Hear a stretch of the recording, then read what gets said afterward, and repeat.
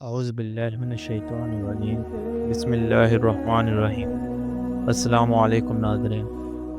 جہنم میں عورتوں کی تعداد زیادہ کیوں ہوگی؟ تفصیلی بیان۔ اسلامی تعلیمات میں یہ بات کئی احادیث مبارکہ سے ثابت ہے کہ جہنم میں عورتوں کی تعداد مردوں سے زیادہ ہوگی۔ اس بات کا ذکر نبی کریم صلی اللہ علیہ وآلہ وسلم نے مختلف مواقع پر صحابہ کرام کو فرمایا، اور اس کے پیچھے گہری حکمتیں اور سبب پوشیدہ ہے۔ آئیے اس حقیقت کو تفصیل سے سمجھتے ہیں۔ نبی کریم صلی اللہ علیہ وآلہ وسلم نے فرمایا، میں نے جہنم کو دیکھا تو اس میں زیادہ تر عورتیں تھیں۔ ایک اور حدیث میں رسول اللہ صلی اللہ علیہ وآلہ وسلم نے عورتوں سے فرمایا، اے عورتوں، صدقہ کیا کرو کیونکہ میں نے تمہیں جہنم میں زیادہ دیکھا ہے۔ عورتوں نے عرض کیا، یا رسول اللہ صلی اللہ علیہ وآلہ وسلم ایسا کیوں؟ آپ صلی اللہ علیہ وآلہ وسلم نے فرمایا، تم بہت زیادہ لعنت کرتی ہو اور اپنے شوہر کی ناشکری کرتی ہو۔ ان احادیث سے معلوم ہوتا ہے کہ عورتوں کے بعض رویے اور عادتیں انہیں جہنم کے قریب کر سکتی ہیں۔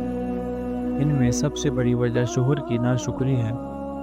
نبی صلی اللہ علیہ وآلہ وسلم نے فرمایا کہ عورتیں اپنے شوہروں کی نعمتوں کی قدر نہیں کرتی۔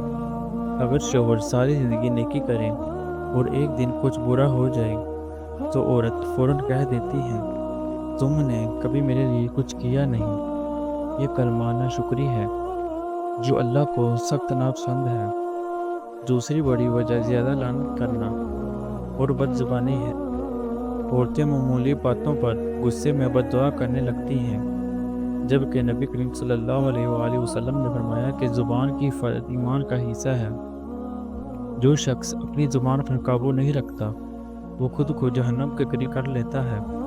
تیسری وجہ ظاہری زیب و زینت میں فخر اور نمود و نمائش ہے۔ بعض عورتیں دنیاوی لباس، زیورات اور حسن کی نمائش میں اتنی مگن ہو جاتی ہیں کہ آخرت بھول جاتی ہیں۔ وہ اپنی خوبصورتی دکھا کر دوسروں کو فتنہ میں ڈالتی ہیں، جبکہ اسلام نے عورتوں کے لیے حیا، پردہ اور عفت کو سب سے بڑی زینت قرار دیا ہے۔ چوتھی وجہ نماز اور دین میں غفلت ہے۔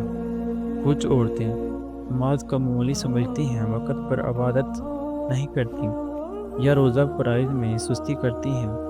نبی صلی اللہ علیہ وآلہ وسلم نے فرمایا کہ قیامت کے دن سب سے پہلے نماز کا حساب لیا جائے گا، لہذا نماز میں کوئی کوتاہی جہنم کا سبب بن سکتی ہے۔ پانچویں وجہ تکبر و دل کی سختی ہے۔ بعض عورتوں میں ضد، غرور اور انا اتنی بڑھ جاتی ہے کہ وہ حق بات قبول نہیں کرتی، چاہے کوئی دلیل سے سمجھائے۔